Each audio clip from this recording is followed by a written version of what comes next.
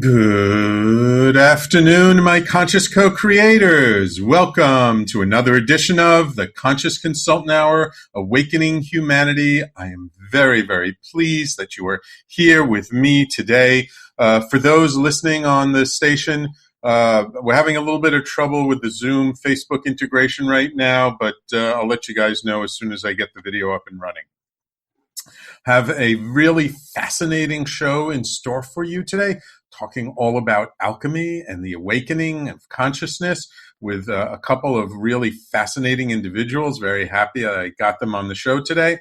And of course, we're going to start off first with our quotes of the day. First, from the universe. A manifestation tip from your friend, the universe. Feeling gratitude in advance before you even receive, as if you already had, whether for direction or abundance or anything else, opens the floodgates. Pressing, gushing, filling the universe. We love our quotes from Mike Dooley in the universe. I guess today reminding us how important gratitude is to attract the things we really want to bring into our life. And, I've heard it said, I think it was the Heart Math Institute did some studies of the different emotions and what they and how they kind of measured in terms of frequencies and stuff. And they found that gratitude was like the highest vibration, the highest frequency of all the different emotions. So gratitude is a wonderful way of really expressing to the universe, like, thank you so much for this amazing thing that you've brought into my life, and it doesn't have to be there yet. And actually, by expressing the gratitude before it ever gets there, not only energetically are you sending out this intention and this energy to the universe to help manifest and bring that to you, but you're also kind of physiologically and chemically lining up your body, your mind, your heart, your spirit. You're lining everything up to actually create the very thing that you're being grateful for. So gratitude is a very powerful mechanism for just getting into alignment with what it is we want to see in our life. So never can talk about gratitude too much on this show. It's absolutely an amazing and wonderful tool that we can use in our daily life. And just, it's kind of like our way of saying, thank you for what I have. I'm more than willing to receive even more. So a wonderful, wonderful quote from the universe. Let's see what Abraham has in store for us today. Abraham says, never face reality unless your reality is just the way you want it to be. Abraham. This is one of those quotes. It reminds me of Abraham saying that just because something is true is a lousy reason to give your attention to it. And I think what the point Abraham's trying to make here is that reality is something is true merely because of all the attention we've given it. It's true because of the focus we've put into it and the energy we've sent that way. It's true because of what we have already put forward. And Abraham says, if there's something in your life that isn't working for you, that's not going the way you want it to go, that's not really uplifting your spirit and your soul, stop paying attention to it. Stop feeding your energy to it. Stop allowing it to sort of control what your mood is and what you're feeling and where your energetic levels are. Instead, focus on the things that you want to create. Again, having gratitude for the things that haven't even come yet, that you can just feel in your heart of hearts will make you sing. And that, sometimes, and I've heard Abraham say this, the actual manifestation of the thing is actually just a side benefit. It's all just an excuse to get us more in alignment with life, with the universe, with our soul, our spirit, with our hearts, with who we truly are. And that actually having that gratitude and having that energetic alignment is actually much, much more important than any kind of manifestation that we might be looking forward to. Because let's face it, anything that we manifest, anything that we bring into our life, it's all only going to be temporary. And after we've manifested it, we're going to be like, oh, that's nice. What else can I manifest? And we're moving on and already thinking about the next thing.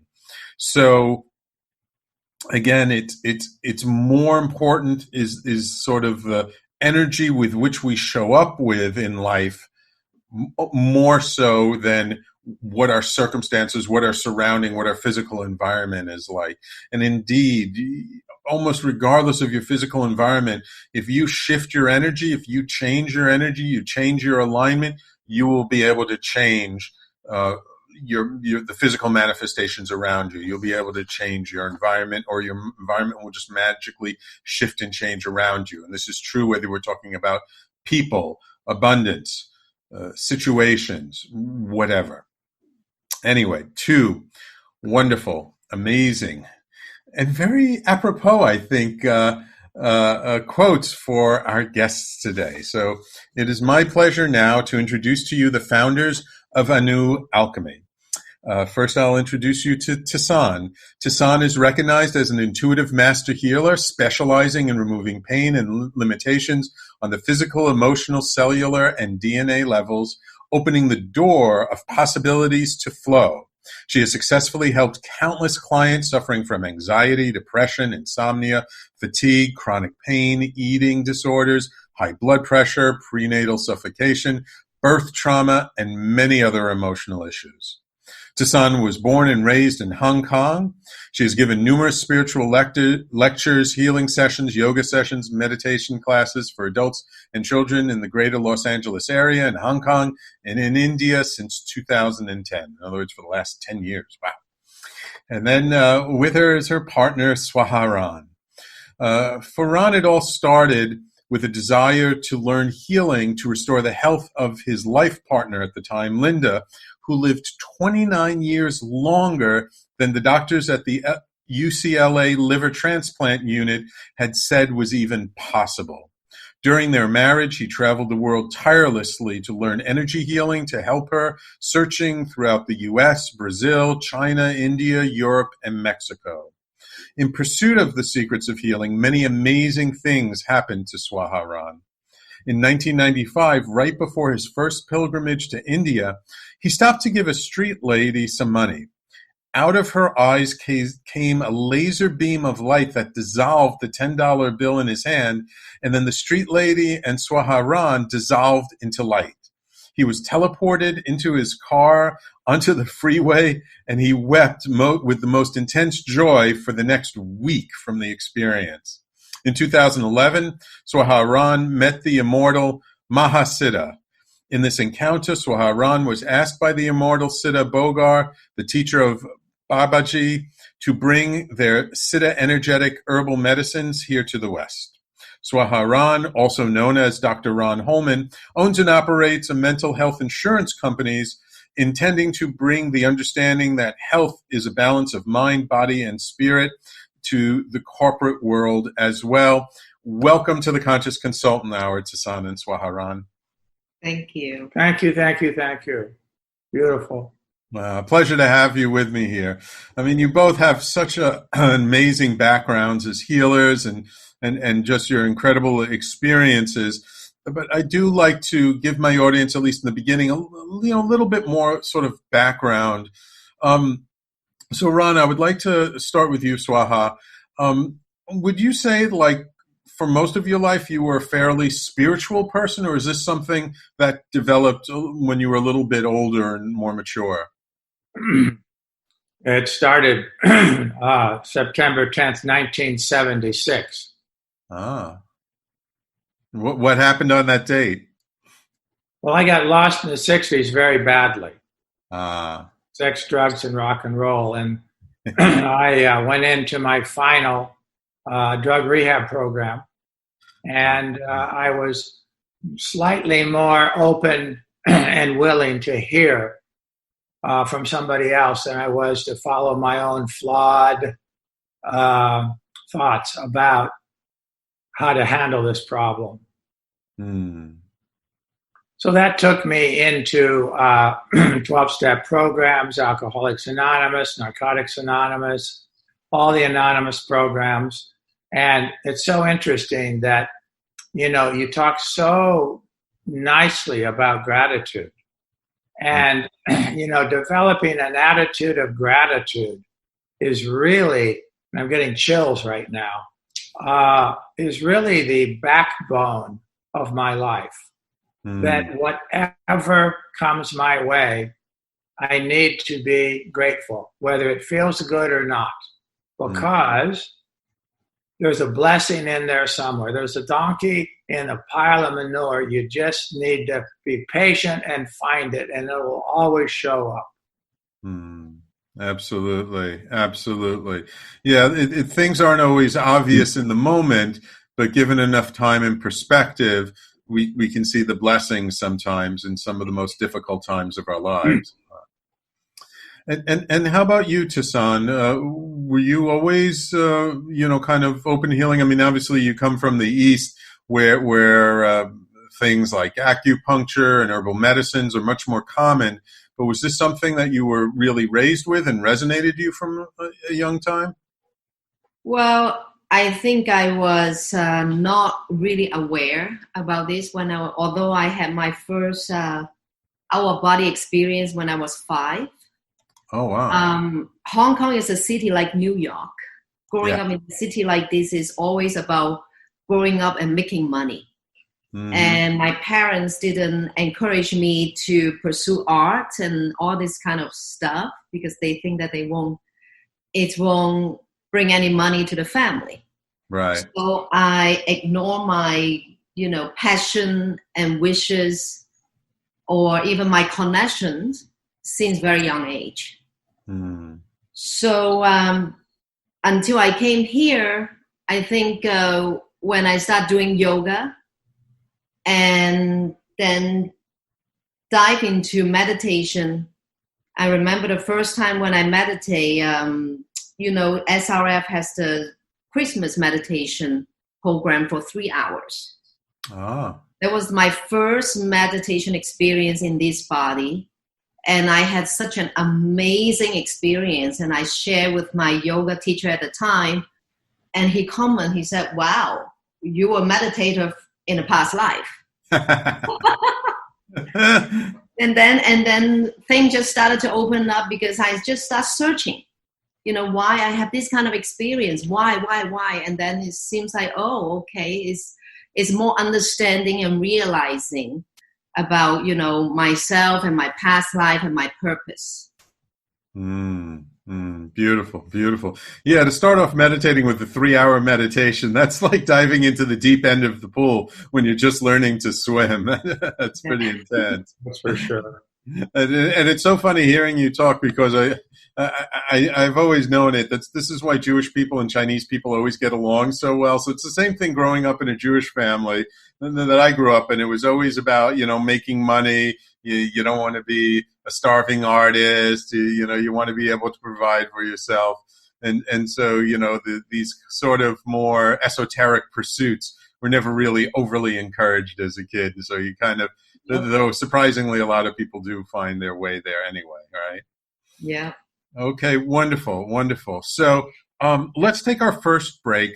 And when we come back, I just want to ask how the two of you met and sort of what that connection was like.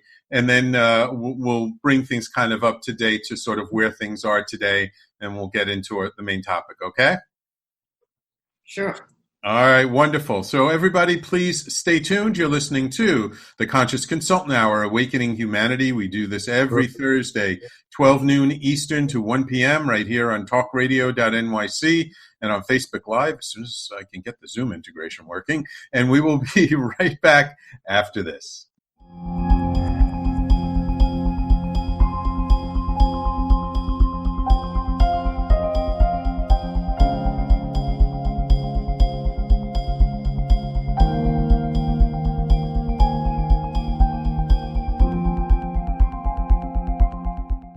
And welcome back to the Conscious Consultant Hour, Awakening Humanity. We're talking this hour with Tison and Swaha Ron of Anu Alchemy, all about the alchemy and its role in raising consciousness. Getting a little bit of background first. So kind of heard from both of you a little bit about how really when you were young, there wasn't necessarily this strong encouragement to explore sort of this more spiritual side, but it was something that developed later on. And as I mentioned in your bio, Swaha, in your first wife, your first marriage, she became ill, and if I'm understanding properly, she had to get a liver transplant, and the doctors didn't think it would work. But she ended up living 29 years after the operation? Actually, she never had the operation. She lived with stage 4 cirrhosis of the liver for 29 years, confirmed by 2 biopsies. And the doctors had no clue how she was able to do that and have a fairly happy and decent life. Wow. So how was she able to do that? How were you be able to support her in doing that? Well, God only knows. The deal was that I would go and study all of the healing arts outside of the box of allopathic medicine, and if I found something good, to bring it home to her and give it to her, and that's what we did. Ah. So what kinds of healing, I'm just out of curiosity, what kinds of healing techniques did you learn? I'm sure Reiki, what else? Well, you name it. I've had many, many past lives as a healer and shaman and, priest, et cetera, et cetera, et cetera. And I'd go to a Reiki class or a Qigong class or a therapeutic touch class, or I'd be in India getting Shaktipat from a guru. And, there was like this riptide of awareness that would go through my psyche. And after a while, all of the techniques just disappeared.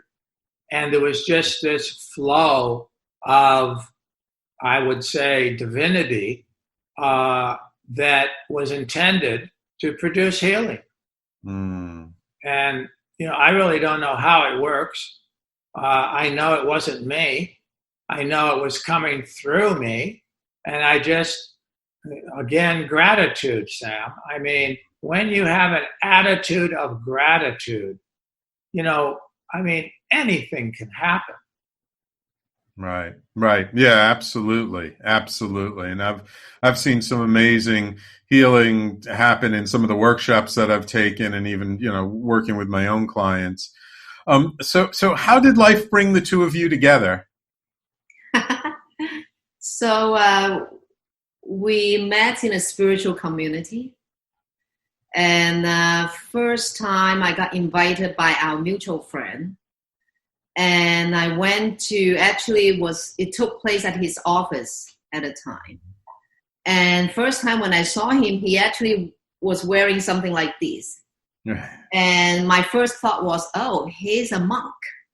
Right. And that was 2014, and I got initiated as a sannyasini in India, 2013. Okay. So I had a very strong connection internally, with people who have that kind of commitment, spiritual commitment. Although he wasn't a monk, but that is how I felt, right. how I feel at the time. Right. And then we started to become like a spiritual brother and sisters.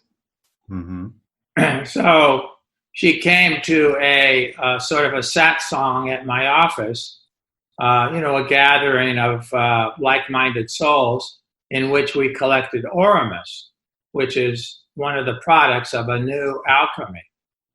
And there was this long hallway from the front door all the way to the back of the office, maybe 60 feet.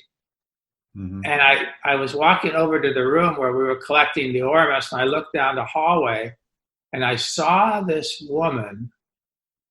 I mean, she wasn't even walking. She was like gliding, and she was all dressed in white like she is today.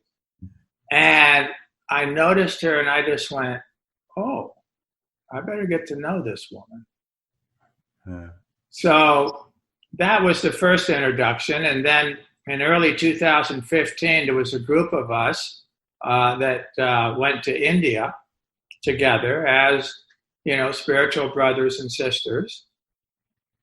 And then my first wife, she died in July 15th, 2015. Hmm. And my body started shutting down. And I knew it. And so I went to some of the most powerful healers I knew in LA, and she was one of them. Mm-hmm. And the day Linda passed, I got a newsletter from the Monastery of the Holy Archangel Michael in, off the grid mountains of New Mexico, Eastern Orthodox. And I looked at it, and I didn't sign up for it, but it arrived. And so I said, wow, there's no mistakes. I guess I'm supposed to go here. Mm-hmm. So I ended up going there, and I had an amazing interaction in which God told me that I had mastered the soulmate relationship with Linda. Congratulations. Wow. And I mean, what do you say to that? I said, thank you. Then I heard Spirit say, now I have something else for you to do, and I have something else for Linda to do. And I'm getting chills again. I said, when I said, okay, my body stopped shutting down, and I took a step into my new life. So I said, oh, I guess I'm done here. Got in the car, drove home, started hanging out with my friends, including Tison. And it wasn't the same with her at all. And I didn't know what was going on. I felt so nervous. I was dressing up. I was opening the door for her. I couldn't figure it out. I hadn't been on a date in 45 years. And, one thing led to another, and we started getting visions of our past life together. Yeah, so one day he came and told me, I saw you. I said, what do you mean? I saw you when we were in China, like 5,000 years back. I said, really? What was my hair look like?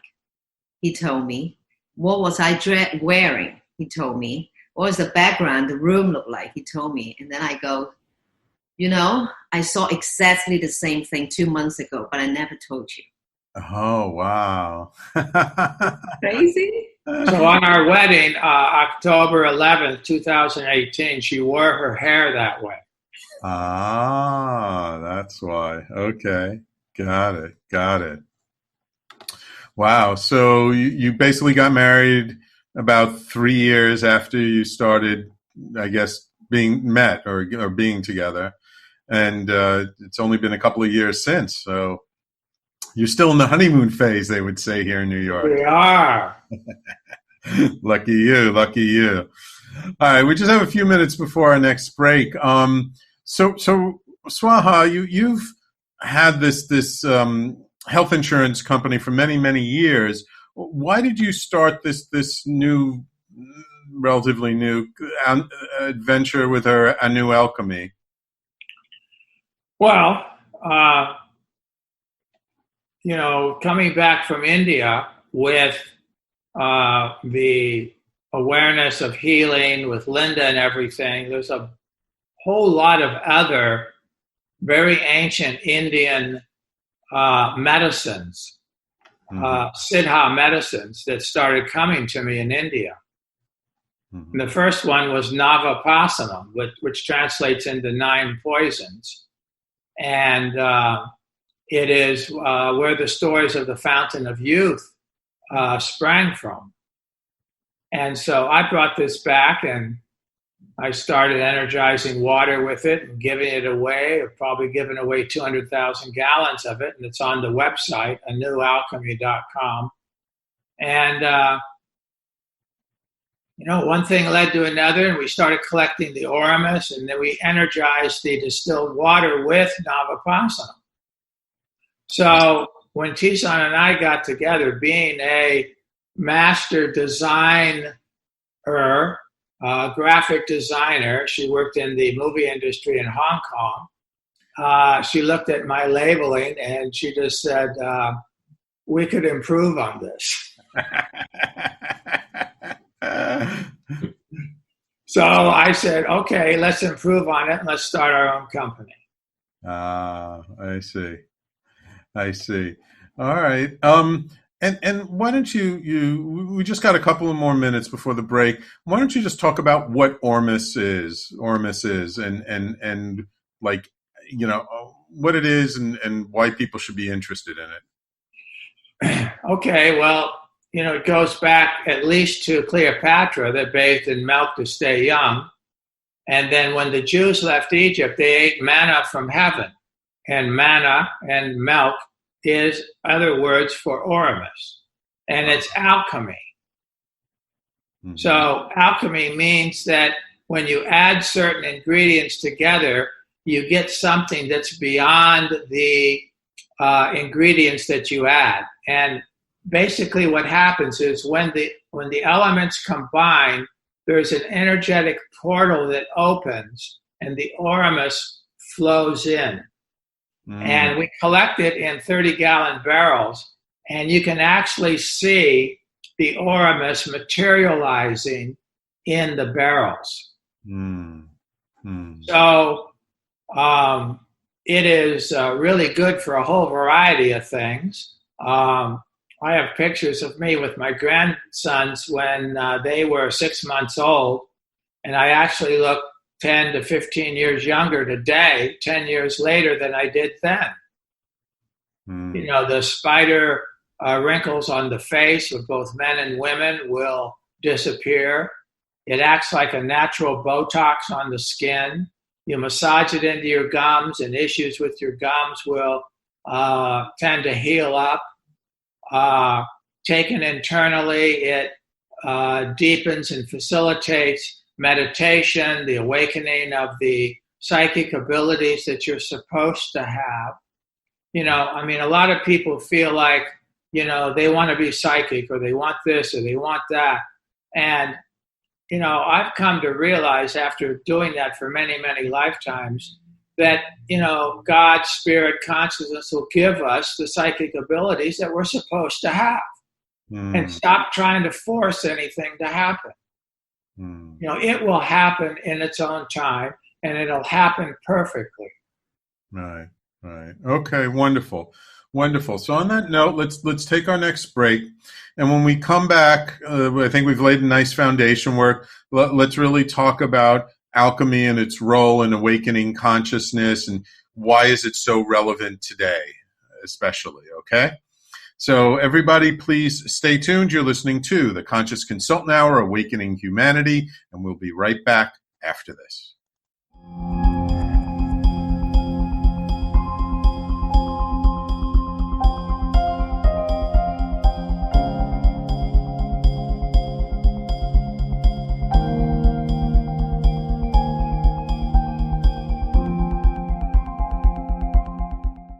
And welcome back to the Conscious Consultant Hour, Awakening Humanity. We do this every Thursday, 12 noon to 1 p.m. Eastern Time, right here on talkradio.nyc.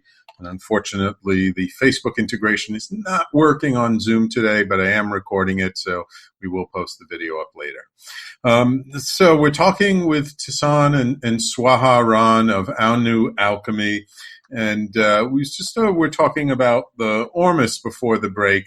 And Ormus is just one of the alchemical products that you offer to people. Why is alchemy so important, and how does it really help us in our own sort of spiritual development in our path? Well, for our new alchemy journey, there are the medicine that came later on when we start traveling to those sacred places.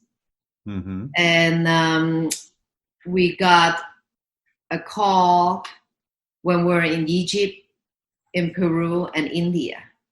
Mm. So I would say there's some base elements in our energetic medicine contains the combination of these three sacred places. Mm-hmm. When we're there, we got the calling, we got the download. It's very interesting. We have different roles. Mm-hmm. My role is more like the person that who like to anchor the energy. Let's stay here, because otherwise he will be like go around different places in an hour. I said, no, let's stay here. Something is coming. Right. Obviously, my background also is like be more patient. Just stay here. Something is coming. Mm-hmm. So usually, then sure enough, some very rare substance or like a being will show up, or even places. Okay, mm-hmm. So that's how we travel, and his role will be like receiving download or guidance how to make this medicine, so that people do not need to travel like 3 places all around the world. Right. And you want to say something about it? It's a lot of fun too. So I'm curious. You have these 3 places around the world that have inspired these medicines, that these medicines came through. Are there sort of different qualities from these 3 different places? Yes, and the same. So okay. it's like humans. We're all the same species, mm-hmm. but we have different fingerprints. Right. So in Egypt, sitting with a 5th generation essential oil master, I asked him after our 3rd trip there, Gamal, can you show us the stuff you don't really show tourists? He looks at me, he gets up and he goes and brings back an oil, and he says, this reveals the nature of a thing. So I said, all right, where does it go? He said, on the small of your back. It can go anywhere, but he liked the small of the back. Okay. So I let him anoint me, and I went and laid down, and I saw the oils in his shop, in the bottles, holding hands, dancing together, except for one oil that was dark and by itself. Hmm. And I knew somebody gave him that was jealous, and it was black magic. So afterwards I told him, and I said, he was like, yeah, it's been there for a long time. I've never touched it. I said, why is it in your shop? Get it out. So, and these elements of awakening, of awareness, everybody has their own fingerprint. And I'm not here to tell anybody, you should practice this kind of meditation, or you should practice this kind of religion, or, you should marry this kind of, it doesn't really, everybody needs to follow their own path. And on their own path, behind whatever it is that they're practicing, there's a common denominator in all spiritual systems, and it's love. That's the long and short of it. Mm. I found this in Tel Aviv. I found this in New Delhi, India. I found this in Cairo. We found this in Peru, Lake Titicaca, Lima, and that's what is so interesting to me with these medicines. And we have Oramus, and then there's probably 180 other similar but different vibrational frequencies, each of which, one person may like one and another person may not like it. They may like something else. And that's just because they have a different fingerprint. And what they're ready for to step into, is between them and spirit. For instance, why do some people find, like in a day, they'll see ants everywhere? Somebody else will see a moth or a butterfly or a katydid. Those are all messages. Mm-hmm. So if you really want to tune into the message, we have those spirit totem essences. You know, we have insects, we have animals, birds, fish, trees, flowers, magical. You were going to say something, Sam. Well, I was just going to ask, like, when would you use a different essence? Like, how would you know which essence to work with for like what kind of thing you're dealing with? Well, a very simple understanding would be, let's take mosquito. Mm-hmm. What does a mosquito do? Flies around and sucks your blood. Right. So if you want to know what is sucking the blood out of your life, work with mosquito essence. Now, what does a gnat do? It's annoying. What is annoying in your life that you keep trying to shoo away, Right. but you don't quite accomplish it? Right. So each essence on our website, anewalchemy.com, you click on the product and it has an energetic description of what the essence does. Right. But you have some essences also that are not related to an animal or an insect, that are more, I don't know how to say, more esoteric, like 12th dimensional energy or the violet flame. Where did those come from? The plasmas actually are the first ones that came. And when I was in India in 2000, I don't know, 12 or 13, maybe 13, my spiritual brother was sent to get something for me by our mutual teacher, Boganathar, who's Babaji's teacher. And he went to meet this guy in a village, and he came back and he said, I don't think anybody could see him except me. And then he says, he had a pot on his head and his hair wrapped all around it, and it was this tall. And out of my mouth came, that wasn't a pot, that was a long head. And these are very benevolent species of highly, billions of years advanced beings of light that do take physical form in different planets, dimensions, realities to, let's just say, help developing species. So we would be considered developing species.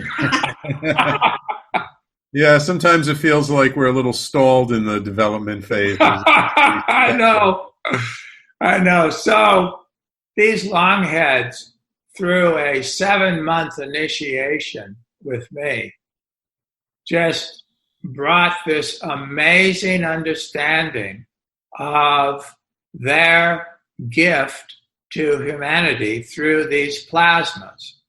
And the first one that came was blue plasma. I don't know, did I send you blue? No, I don't think I've tried the blue. All right, I'll send it to you. It's the first one that came, and it cleanses and prepares.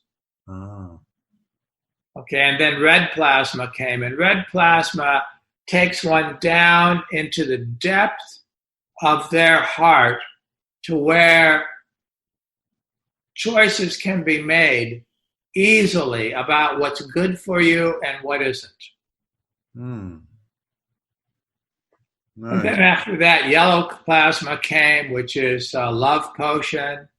And then fragrance of eternity came, which brings forth from past lives gifts from past lives that one already mastered that are ready to come through in this life. And then answer my prayers. And there's a caveat on that. If you really want your prayers to be answered, first you have to realize, face, and deal with what's in the way of your prayers manifesting. And then probably one of the all-time populars is green plasma that awakens more money making. Ah, yes, I'm sure that one's very popular these It days. is very, very popular, and it goes on the palms of the hands. And when I anoint people, I use this little mantra: may great amounts of cash and wealth cross the palms of your hands for your highest good and the highest good of all. Yes! So the act of gratitude, which is stepping into the space of it already happening. Already. And we have countless stories of people that have got the green plasma from us. And then the seventh one that came was protection. And when I anoint people with protection plasma, I can psychically see Michael the Archangel cocooning the person with his wings. And that originally came as purple. And I gifted a bottle of it to a young woman in our community. And when it touched her hand, it was a perfect example of the flower of life. One petal touching the next petal, touching the next petal. And it turned orange as it touched her hand. Oh, wow. And then I was curious about the bigger bottles in the other room of the purple protection plasma. And I get up, I run in there, open the cabinet, and it's all orange. Wow. So, my take on all this is that, our friends are always interested in, giving us blessings. Mm-hmm. Yeah, that's true. So go back to your question, Sam, earlier. Actually, it wasn't our choice to do it. You have heard all these stories, kind of like our journey. We didn't plan on, creating energetic medicine in the trip of, Egypt, Peru, and India, but something just landed on us. I remember the first time we went to Egypt, we stood in front of Mother Sigmund. And she was the only form that didn't get destroyed in Egypt. You can see the entire form. Uh-huh. And when we stood in front of her, I know I got chill too. She clearly said, both of you go and do the work now. So it was such a beautiful blessing and initiation of all the sacred places that we have gone, and all the guidance, how to help humanity, and how to share this beautiful energy without people, spending thousands and thousands of dollars to go and travel places. Right. All right, wonderful. So it's time for us to take our last break.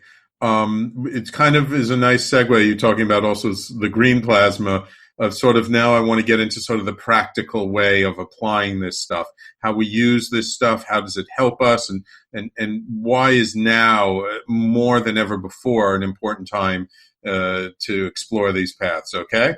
So everybody, please stay tuned. You're listening to the Conscious Consultant Hour, Awakening Humanity, and we'll be right back after this.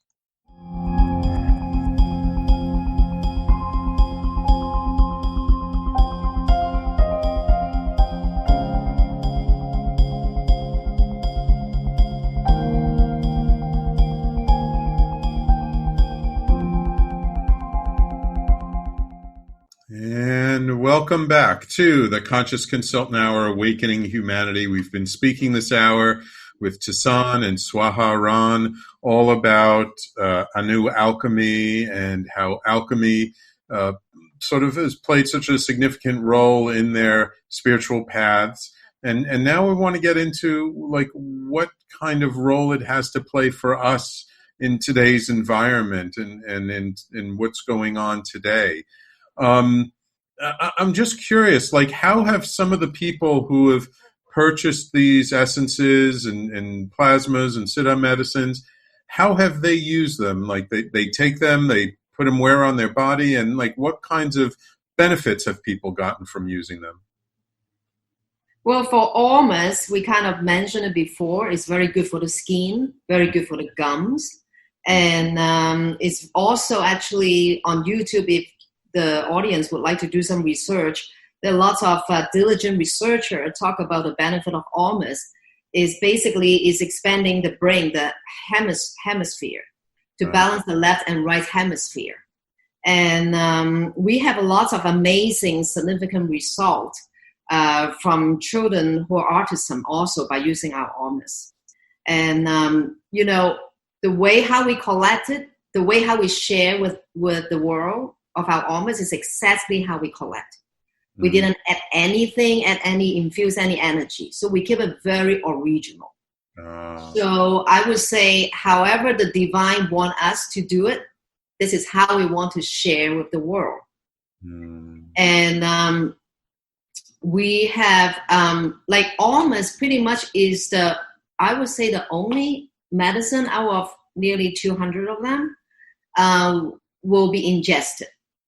And the rest of them is only external use. Okay. Because everything is energy.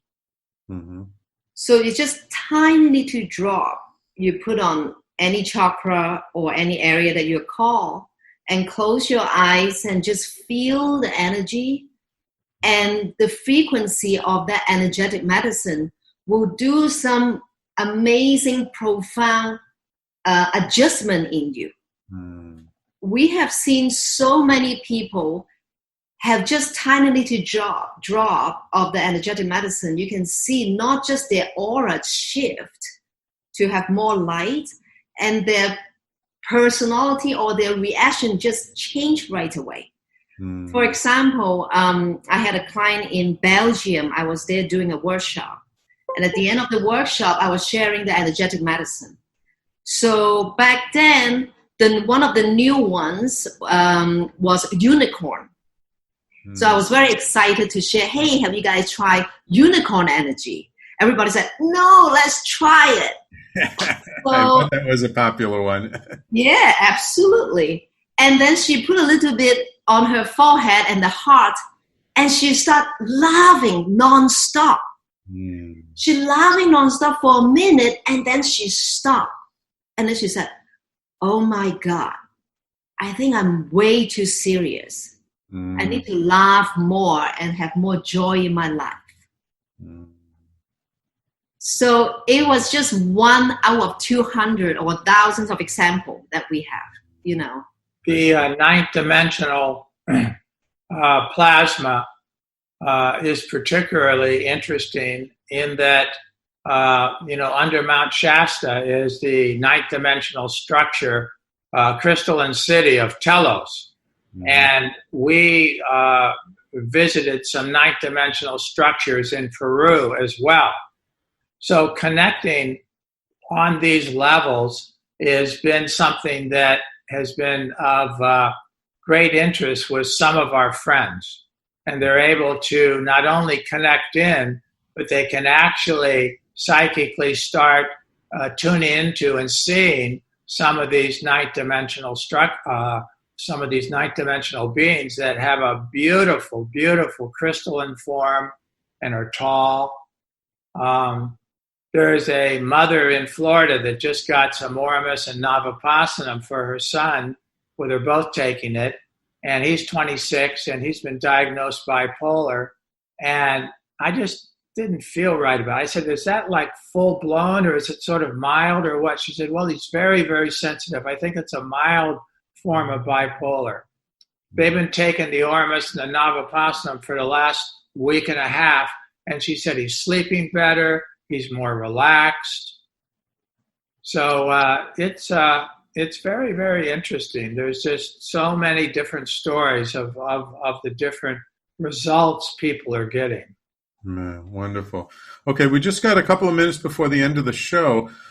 I just want to ask you, what do you see as the role of these medicines in the collective sort of awakening of humanity and the shifts, as we're going from the Piscean age into the Aquarian age and again, like tremendous upheaval in society? What is the role? How are these supporting us? Well, one of the essences is called fan the download. So by me taking just a tiny little bit on my finger and putting it on my heart, I invite everybody that's live now or watching this later to just close your eyes and just feel into your heart. And fanning the download really is about fanning more conscious awareness and love into your own heart so that you can see past the surface, just the interference and the police and everybody, to what I can do. What vibration can I put out?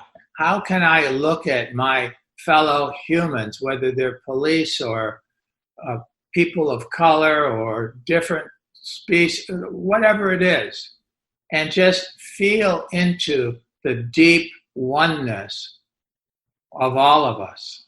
And by fanning the download in whatever tradition or religion one practices, that will come through in an enhanced understanding of my role, your role here on earth. Say something. Yeah, and also I feel our medicine will help people to connect to who they really are. In other words, it's like able to shield off some conditioning, some stuff that doesn't belong to them, so then they can really do the work while they're back on earth. Beautiful, beautiful. Well, thank you both so much for taking the time out of your day to come on the show. I'm so appreciative and grateful for you both and for your work and for your products. I've actually, been to their office in California, and it's really quite something, and seeing those barrels of ormus you have there and those giant wooden oars that you create it with is really something. So if anybody wants to find out more about you, the website is Anu Alchemy, ANUALCHEMY.com. Is there any other thing you want to give out to people if they want to get in touch with you? Yeah, there's some free products. Well, they're not really products. They're gifts that I got in India, and our mentors asked us to bring it to our friends in the West.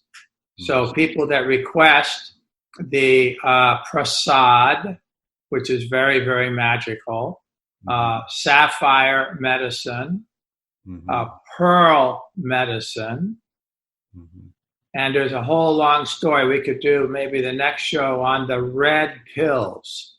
So the blue pill or the red pill. We have the red pills. Okay. Did you get those from me? No, I didn't. Oh, Sam. Okay, I'm going to send you some red pills. Oh, wonderful, wonderful. I can't wait. Thank you so much. Well, thank you. You've always been so generous with me. I really appreciate it. I've been using the ormus myself, and it's sort of part of my morning ritual, and I have many of the essences. They're really quite fascinating. But thank you so much. I'll be posting the video a little bit later today. Thank you all for tuning in. Stay tuned next on talkradio.nyc. It's Voices of Courage with Ken Foster, and we will talk to you all next week. Thank you. Thank you.